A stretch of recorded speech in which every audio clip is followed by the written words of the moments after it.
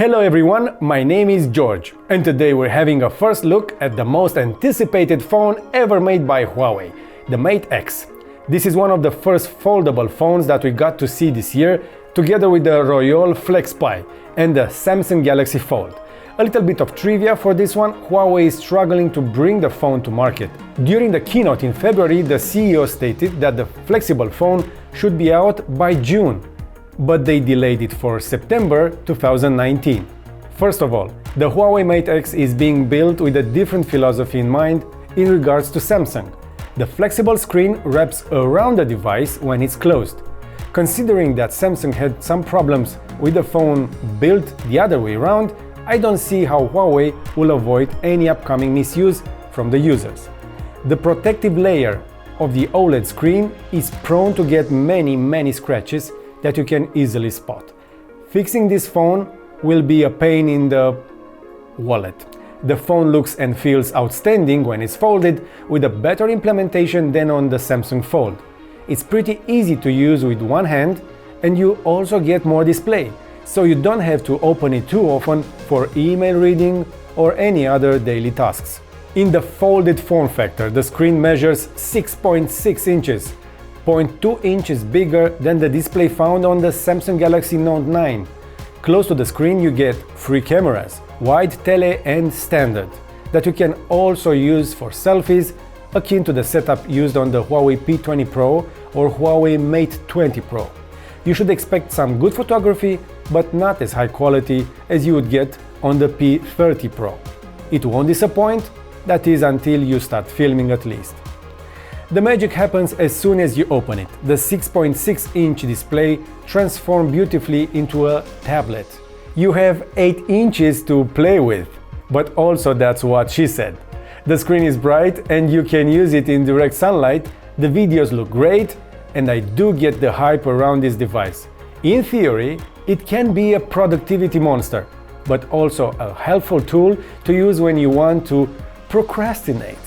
It's impressive that you can have a pocket device that you can unfold and watch YouTube videos and Netflix and so on. It has a resolution of 2200 by 2480 pixels. I didn't get to abuse the battery, but I guess you can get a full day's battery with the device unfolded. The Huawei Mate X comes with a 4500 mAh battery that extracts energy fast, with charging capabilities up to 55 watts. We're talking laptop territory here. It comes with the most powerful chip built in-house by Huawei, a Kirin 980, the same one that you can find in the mighty P30 Pro. The 8 gigs of RAM support the processing power, and that is more than enough for multitasking. The phone comes with 512 gigs of storage with no expandable slot.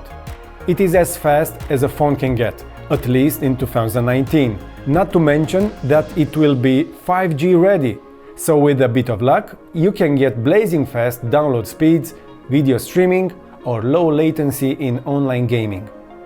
I'm not sure if the display is as fragile as the one on the Galaxy Fold, but I'm extremely impressed by the Hinge.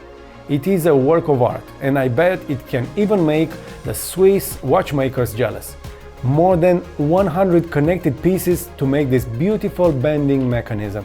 However, I'm not that impressed by the EMUI operating system. Huawei likes to put mustard and whipped cream on the same pie, and that's how the Android 9 Pie feels like after the major overhaul from Huawei. It's like a stretched out version of the smaller P20 Pro and the Mate 20 Pro, with nothing added on top to make the user experience more pleasant or more productive. I get that the device we tested is not the consumer version, but in the other foldable camp, Samsung did make better software for the Fold. Is there a future for this device?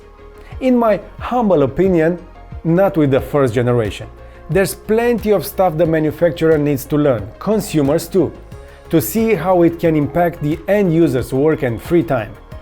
There is a market for this kind of equipment, especially among early adopters, but I don't see it yet as a disruptor to switch from regular phones. And here we are talking about two phones that, as we speak, you can't buy. Now I think I'm going to order the Pixel 3a XL. I don't know, let's see. That's all for now. and I hope you enjoyed this video. But most of all, I want to know your thoughts. If you liked or hated my video, make sure to leave a comment down below. If you do want to see more content, please subscribe to our channel, and see you next time.